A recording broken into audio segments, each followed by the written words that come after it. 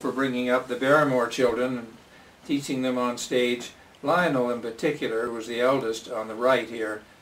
As I say, married Rankin's youngest daughter, and Ethel in the middle, and John Barrymore on the left. This was a picture taken by Kitty Blanchard, or Kate Rankin as she was known, because she became a great amateur photographer.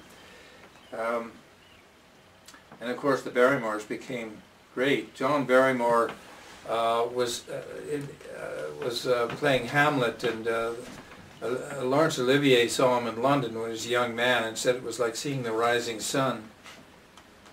There's Rankin a few weeks before he died in San Francisco. Quite a different character from the matinee idol we once knew. He died in 1914.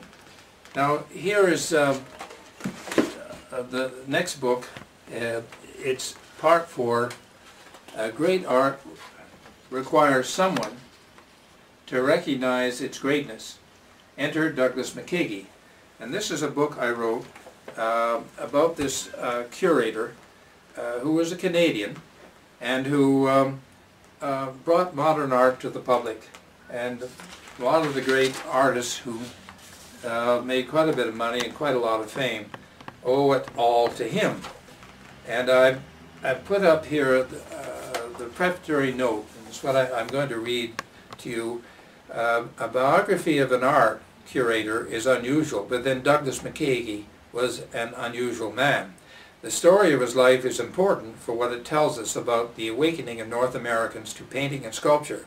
He was not only an innovator in ways of bringing art to the public, but a catalyst for artists during the extraordinarily creative period in American art after World War II, from 1945 to the 1970s.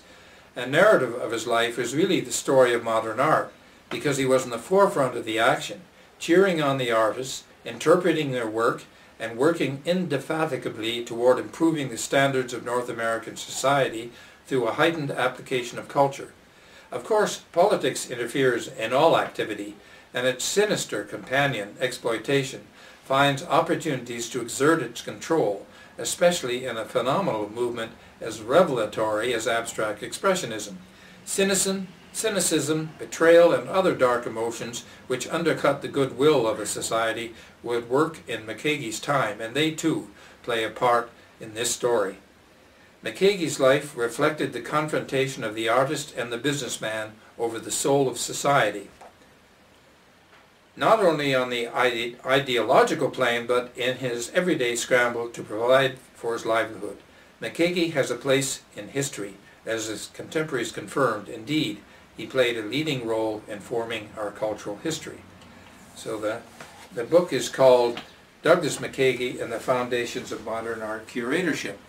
And when he was head of the California School of Fine Arts in 1945, 1950, he transformed it into a dynamic school where people from all over the world wanted to attend to it. The first man, he cleared out the old faculty, and he brought in Clay Spohn, because he was the most original artist around, as the first of his faculty. And a few months later, this middle character, Clifford Still, arrived and wanted a job, and he showed his paintings. They were just swaths of color, vertical. And McKeague called in Spohn and said, "Well, what do you think of this?" "Well, it has authority," he said. Yeah, so they hired him. And then Still got his friend Mark Rothko to come to the school. And he was doing field color painting too. And so this was the beginning of the great school of abstract expressionism from the West, which was all about emotion. Still, by the way, had said that before he died, that he wouldn't allow any of his paintings to be seen unless a museum was built to them. That's the apex of egoism. And I never thought it would happen, but it happened last year. And there's a museum just for his paintings alone in Denver, Colorado.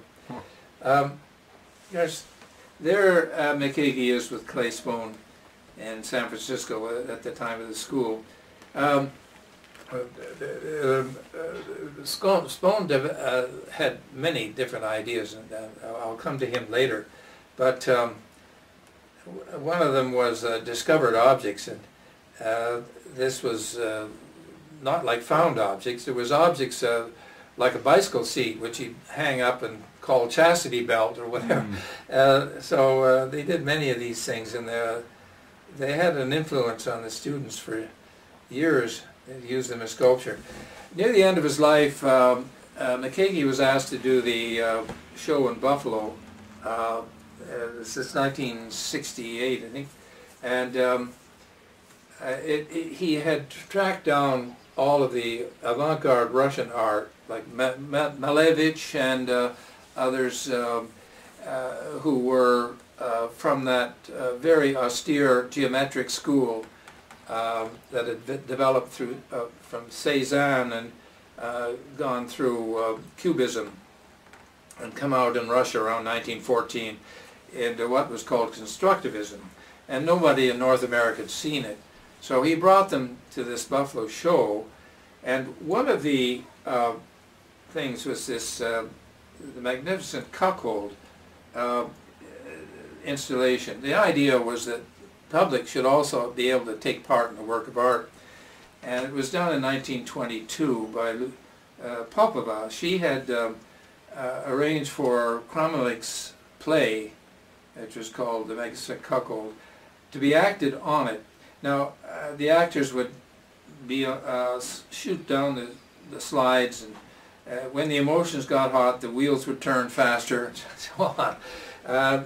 Naturally, it had been lost, and the play had been lost, but McKeague went to the library at Lincoln Center, read about it, and had it reconstructed. And he got a theater group from Greenwich Village to act Ionesco's Maid to Honor on it, and they did that in the Buffalo show, and it was a great success. And he had found Nam Gabo living in Connecticut. Nam Gabo was from Russia, the constructivist, and made his work the center of the show, brought in Malevich and the others roundabout, and it was extended to the other arts, the poetry. Ginsberg read his poetry, many other poets, the Cunningham dance and so forth. It was all done in the line of this austere, geometric, rectilinear type of art. And of course it had an influence of Duchamp, who was very much anti-aesthetic and against art generally. He had a very intellectual approach to art. And the combination of both, along with, say, paintings by Stella and so forth, really made the show very important. It was written about worldwide. But the music also, they had orchestras reflecting the type of music, modern music, that would reflect this austere type of art. And also Albee did a play for them called Mao Mao, which was acted there. So it was quite a success and quite interesting. McKeague eventually went to Washington, and it's where he died fairly early. He was working for the Smithsonian. He set up the art gallery there. Now the next part, part 5, I'm dealing with modern transport, and this is the title I've given it. The man who made it possible is overlooked. An economic theory of investment, of invention. My book is called Who Really Invented the Automobile? Now, Goldsworthy Gurney invented the automobile in the 1820s. It was a steam carriage. At first it was just one carriage, but in 1829, when he drove to Bath and back, he made it a carriage pulling another one so that his capitalist supporters could be carried along with it. And they could go at any speed, 50 miles an hour or so forth, and went to Bath and back, helped themselves to water along the way. He had really invented modern transport because he had developed the steam jet. and put it on yachts. It made a lot of noise on yachts. It didn't really matter out in the water, but on land it certainly mattered. And he was able to quiet it down so that you couldn't hear the steam carriage. Within about 5 yards you could hear a slight twitching sound. And he'd pass the exhaust of the smoke over the fires, and it evaporated. You wouldn't see any smoke at all. Well, the bottom part of the picture, by the way, is the white steamer about 1904, and that's really the time span of the book. The invention was stolen by the railway engineers, the steamjet, and they put it on their engines, which couldn't go more than 3 or 4 miles an hour. And they had the Rainhill trials, if you remember, in 1829, and all of them fell apart except for Stephenson's rocket. That's why he won the 500-pound prize, but because they weren't used to the steamjet going at that great rate of speed. That changed the whole composition. The Lancashire capitalists were behind the railways because they would bring the manufactured goods to the hub in London, and they built railways in other countries so to get the raw products in and made exchange, the trade. It was the automobile, in other words, was inter-regional trade, and they wanted to prevent that. So they put high tolls in the road through private bills in Parliament. They had the power, and that stopped the automobile from running, and they passed laws against it. They passed laws all over Europe, and it was hard to start. Now, the only place they didn't have a law was in France. They had what's called an arrêt, or a regulation, which could be overturned by the Minister of State. So the book deals with the banking interests, the railway interests, and this conniving and skullduggery, which is part of the subtitle.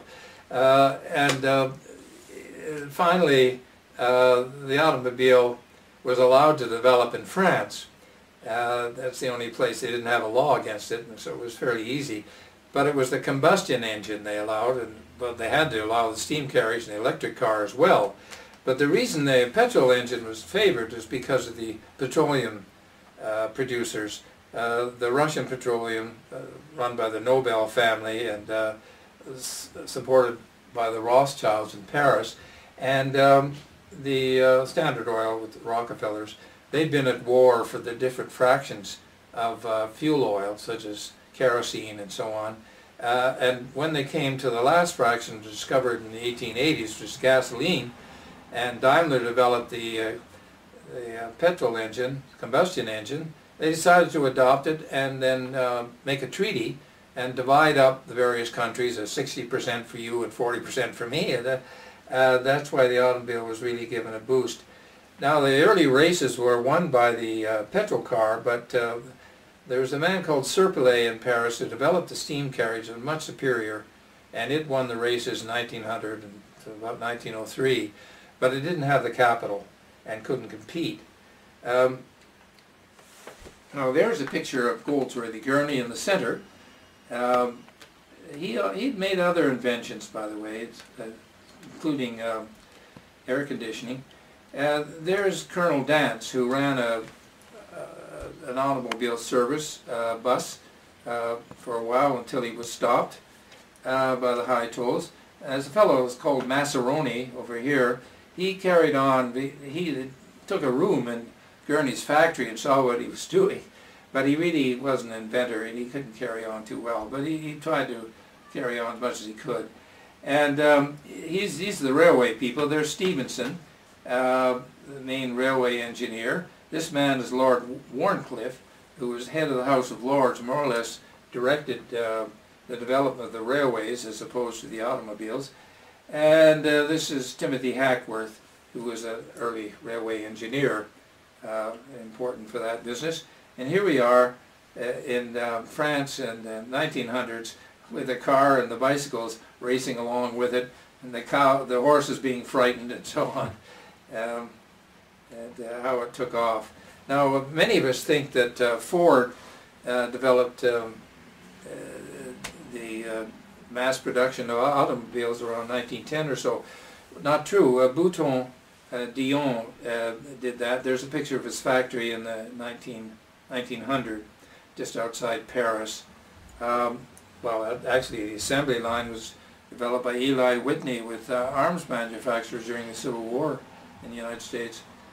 Now, this is another aspect of modern travel by donkey. I went through a remote area of Turkey by the Black Sea with a donkey, and had a lot of adventure, and the donkey became the star of the book. So it's quite popular reading for that, for the reason that these people, some of them have never seen a foreigner, were so kind and really hospitable Turks. I don't think I'd try it today, though. That was back in 1958.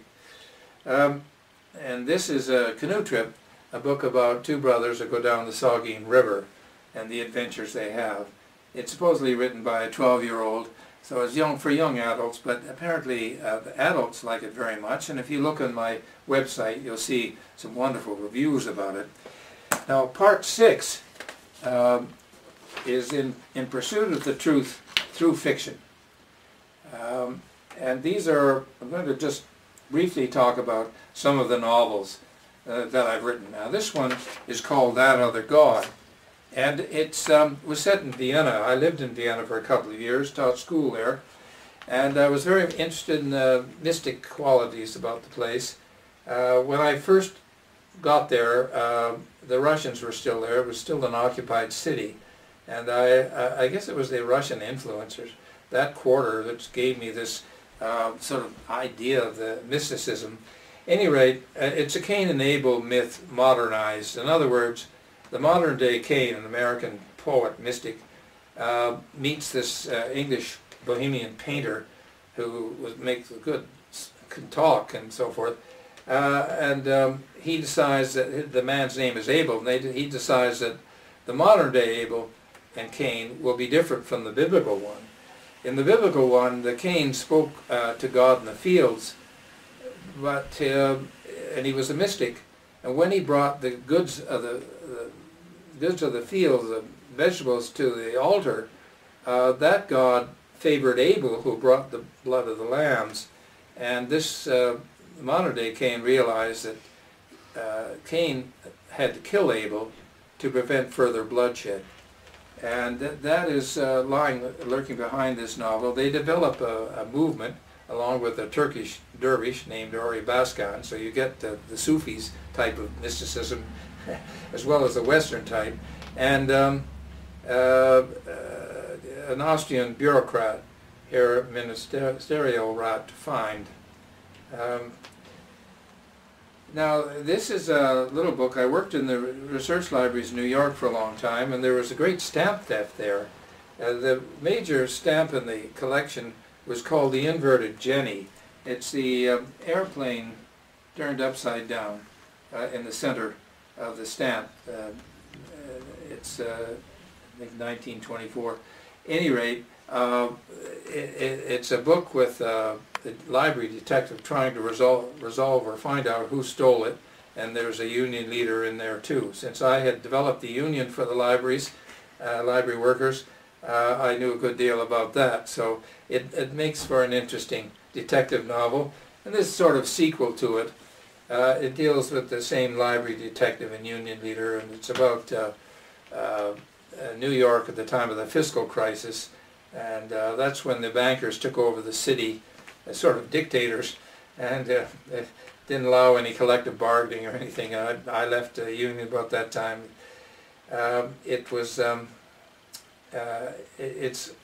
a sad state, but I call it a conspiracy, and you'd have to read it to find out why. Aspects of Love are 3 novellas I wrote. One is about a young man and falls in love with an older actress in London. It's erotic, and he's imprisoned by this eroticism. He eventually escapes. I must go back. Another one is about, set in Spain, an island, it's really Ibiza, about a Spanish artist who's trying to get back with his wife. He left her to go to Paris on a scholarship and fell in love with this American girl. So there are flashbacks surrounded of their love, and you begin to see the problems he has in this Spanish society, who are the people are ostracizing him because of his unfaithfulness to his wife. Hamilton Romance, I wrote that in Vienna. It's a very lively novel set in the voice of a 20-year-old law student, and the reviewers say it has such energy. Even though it was written back then, it's very alive today, and it deals with Hamilton immediately after World War II. Starts VE Day on Gore Park, and the young narrator runs into his hockey hero before the war. He's a veteran, he's new to the city, introduces him to the social set, and it's about that trying to break into Canadian society, which is rather difficult in those days. It may still be today, but not quite the same. However, it's of interest to people who came from that period, or who knew of it, and is today. Now, this is a historical novel. It's based on fact, but it's about a man put on trial for raping his daughter in 1805. What I was interested in was the ramifications of this terrible event back then, and you can see, but if you read it, it's apparently a spellbinding book, according to people, and very interesting comparing what happened then to today. Sarah's Journey is my most popular novel. That's about a slave who was could pass for white. She escaped with 3 of her white children. Her 2 black children were left behind from Virginia. She had been the daughter of her owner, and her mother was mulatto, and her parents had been a white slave and a black slave. There were a lot of white slaves then. They were usually Irish or Scottish, or sold by their lords into slavery in North America, and they were not indentured servants. At any rate, she came to Simcoe, and it's really the story about Simcoe and the black community, escaped slaves there. It's about the rebellion that takes place, the Duncombe Rebellion in 1837, and Sarah lives through all this. She has a child by her employer, the Scottish entrepreneur called Duncan Campbell, and this son becomes the richest man in New York City. And it's because of his untimely death that the lawyers began looking into his past and found he came from Simcoe, and it's the affidavits from that period that I discovered in the archives, and that's what gave me the lead into writing the book. So as I say, it seems to have struck a chord with people. Pagan Summer is an interesting novel. It's sort of fun novel, light. It's about being in Jasper or out in the Rocky Mountains in one of the resorts, and this was at a time when people from the East were entrained out there, because the CNR gave us free trips and sent us on this long summer working as bellhops or caddies or what have you. And I'll just read a review to give you a good idea of what it's about. Pagan Summer is the kind of book that, were it a movie, would be aired on LEO Saturday night at the movies.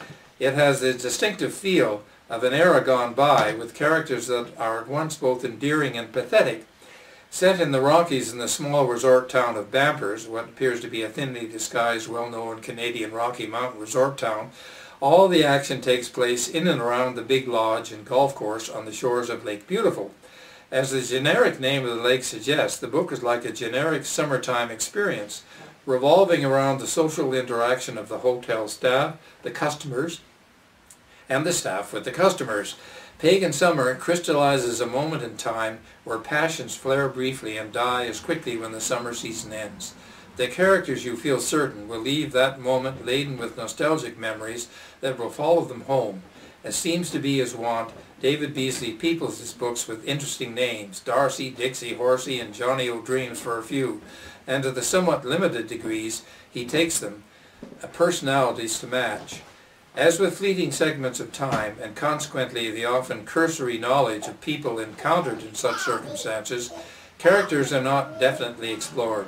As with short-term acquaintances, this book succeeds in giving a feel for the intrinsic awareness that all of this shall pass, and quickly too. The bellhops and caddies at Lake Beautiful have come for the summer to earn cash for university, and though that is their primary goal, sexual conquest runs a very close second. For the most part, their attentions are lavished on the chambermaids, but there are a few guests who become embroiled in these flash-in-the-pan affairs. The general themes of the book are love and the gradual crossover to maturity, often the former leading to the latter. Interestingly, Beasley's characters run the gamut of experience, sophistication, and moral conscience, and their individual stories are such that they reflect these traits.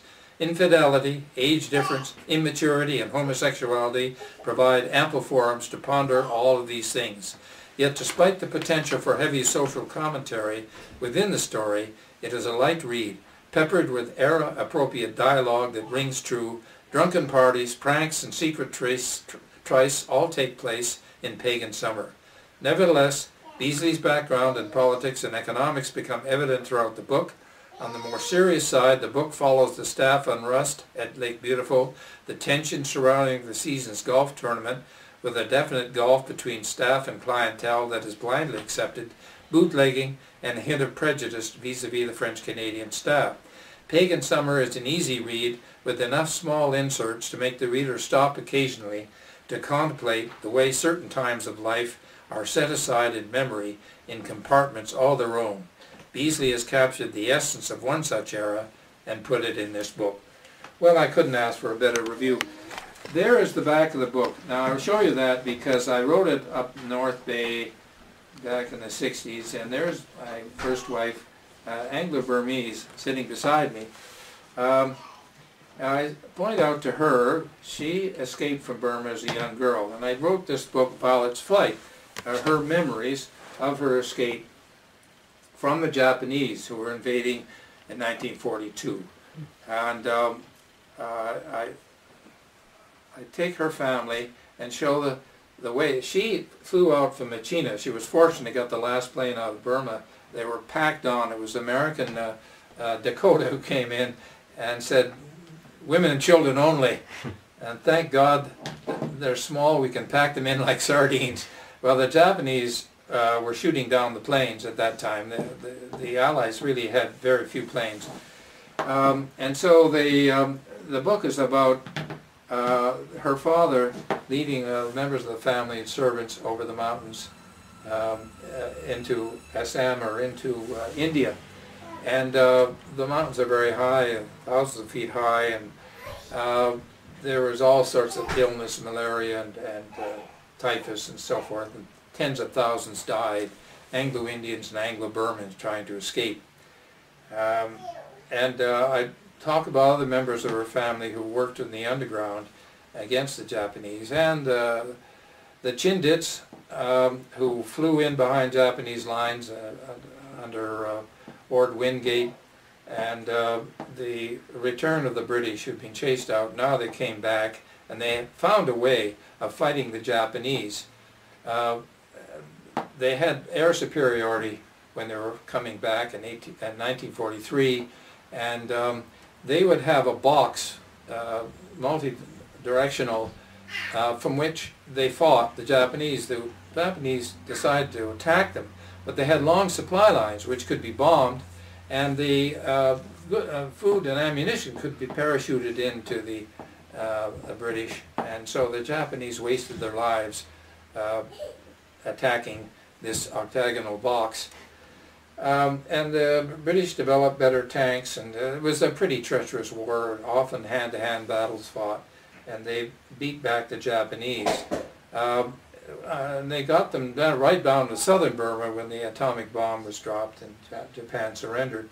But the novel also deals with the assassination of Aung San, and why you can understand why the junta Slork came to power and is still in power in that poor country. There is one of the Naga tribesmen, the headhunters, who frequented the Hukong Valley and the hills round about that they had to pass through. There is the area where in Assam, where the British had their defense And that's the plain. That was the area. It was the Japanese tried to attack in that area, and they weren't successful. And here is a ship leaving Burma. Violet was in during the war. She was in the Women's Auxiliary Corps in India, in New Delhi and Calcutta, and she became the youngest warrant officer in the British Army. Enjoyed it very much, but there was a starvation in Bengal at that time, and she got very thin, and it was very hard getting food. And they came back to Burma after the war, and it was just dull and terrible. She almost died of boredom, and decided she'd go to England, and they told her the sun never shone there. So she was quite brave, the only one of her family to leave, and she was a young girl. So the story makes for an interesting adventure in England. Eventually her family came out with her. Then she didn't have a high school diploma, but when we were in New York, I had met her in Vienna because I was teaching there, and she was opening up the Atomic Energy Agency on behalf of the UN, for which she was working, and had to go back to the UN, and I eventually followed her back. And we were one day watching television, and we saw this on PBS that you could sit for a nationwide exam to get your high school diploma. She was always embarrassed she didn't have one. So she had 2 weeks. She read a few books and came out in the top 1% of the country, got scholarships all the way through New York University, which paid for her university, and became a professor of English literature. Wow. And this is her book on Tennyson, which is a brilliant analysis of how memory is used as inspiration. And I'll just read you a little bit, paragraphs, so you get an idea of what it's about. And she deals with his main poems, certainly the early poems, and then In Memoriam, which was the most famous poet of the 1800s, and Maud, which he thinks was his best poem. It's about a madman,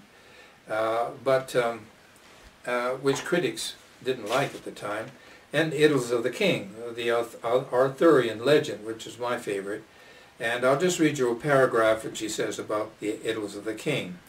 It's a tragic vision centering on the eternal need of humanity for ideals and its tragic inability to maintain them. Wishing to awaken in his readers a sense of the past that is always yet never past, Tennyson turned to the Arthurian myth as the appropriate spiritual expression for that tragic human failing. The poem works as follows. At crucial moments in the life of the main characters, they turn to their past to find their meaning and significance. The presentation of personal memories, working within a framework of legendary narrative, is the creative principle of the Idylls of the King. The chapter concentrates particularly on the Genevieve idyll because it is central to the moral design of the poem. In her, Tennyson embodies the early promise of a new world order. On her, he places the chief blame for the order's collapse, and through her, he expresses his hope for mankind. The Idylls of the King, then, is the development of a tragic vision, a deepening perception of the individual caught in a decaying society between the conflicting demands of spiritual and temporal, personal and social, and barely able to distinguish between them. By depicting how the individual's memory flows into his consciousness and determines his response to the ideals set before him, Tennyson reveals his own vision of man's tragedy, his constant need of ideals, and his ultimate failure to attain them. Now, the next section is part 7. It's In Pursuit of Memory and my use of it. Well, this has to do with my great friend Clay Spohn. And I call him a great artist. No wait, that's not I don't know what did I do here. I miss it. It's not about that. Here it is. That's In Pursuit of Memory. That was the last one. I should have put up part 7. Oh. We can't fit that in, eh? Well, we've got it up now. Eh? Have you got it in the amp now? Yeah, we Can have you replace it, put it in